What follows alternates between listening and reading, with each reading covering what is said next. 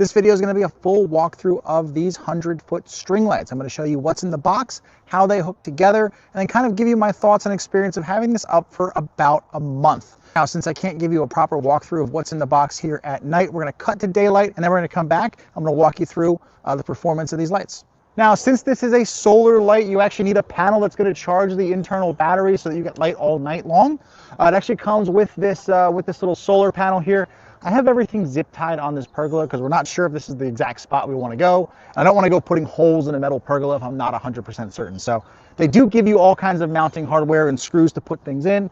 I have it zip tied temporarily because we just put these up. But basically, you can adjust this to where you're going to get the most sun. For us, the sun kind of passes directly overhead, so I've got it pointing straight up. But you can directionalize it if you're northern lower latitudes or your sun, you have big shade somewhere else. You can adjust this so that you get your sun.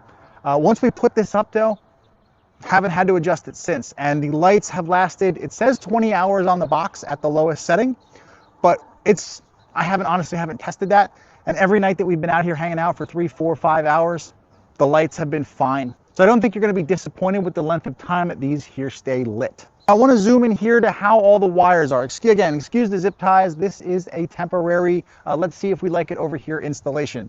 But as you can see, there's actually this Y piece here.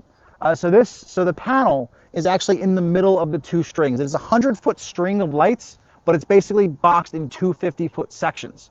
So what you're going to do is there's a 6-foot lead of cord here, so you can mount this out of the way or out somewhere else to go get sunlight if you want to hang these under someplace where it doesn't get a whole lot of sun. You've actually got 6 feet of cord to go ahead and do that. And then it does split it into two sections. You can see how that's a Y. So the single goes to the panel, and then there's one side going to each light. You can see that they actually have the connections right over here. They're basic thread-in connections, or should I say as a thread-in collar, and then they just kind of push through. Basic 2-pin. You've probably seen this on every other string light that you've seen. So it's a really easy way to attach all of these lights. But so when you are designing your design, just know that you've got two 50-foots that go into a Y that's in the middle. It's not one continuous 100-foot string. Now these lights do come with a remote, so you can remote operate them in case you want to mount the panel up out of reach. You can use these to actually operate your lights. They've got some timer modes on here, 2, 4, 6, and 8 hours. And then you can have them, they have different modes. We'll show you when it gets dark what different modes look like. And you can adjust the brightness, dim, bright, and super bright. But basically the range on this is insane. I've been inside the house or up there on the porch, forgot to turn them off, pulled this out of my pocket, and I was able to turn them off from, I want to say about 50-ish feet away without any issues. But basically we're gonna wait till it gets dark and I'm gonna show you what these look like. All right, so we're back here. It is dark now. We're gonna go ahead and walk through these lights and kind of show you some of the modes, walk through the remote, show you the timers, show you the different modes and the different brightness levels. Now, I'm gonna turn off the light that I'm using to film myself so you can get more of the full effect of the string lights. All right, so now my camera's kind of struggling here, but this is kind of the best shot that I've got. It's a really low light situation. I'm not really equipped to shoot at night, but as you can see, we've got the lights here going around this pergola here. It's a 12 by 16. That was one of the 50-foot sections, and the other one we kind of have crisscrossing here on these poles around my patio here, around the rest of the patio. So it's a 12 by 24 space. And that's how I've been able to, 100 feet of lights goes really, really far. Now, in terms of brightness, right now we're in the middle on the bright setting. If I go up to the super bright, it's not really that noticeable on camera. But if you're talking to somebody, this is a little bit at night, kind of in person, you can now see their face. But if we go down into the dim, you'll see it a lot on the camera. The dim setting is kind of just barely enough light so that you're not going to trip on something in the dark. And as you'll see here, if we turn them off completely, obviously they're off completely. We'll turn them back on. We'll go back to the super bright setting here for the camera. As you can see, you'll see more of the benches right down here. And then we've got the mode. So on the remote, you've got the timers here in the middle. There's the mode button right in the middle. If you hit that, they can blink. They actually have this slow kind of fade in, fade out glow.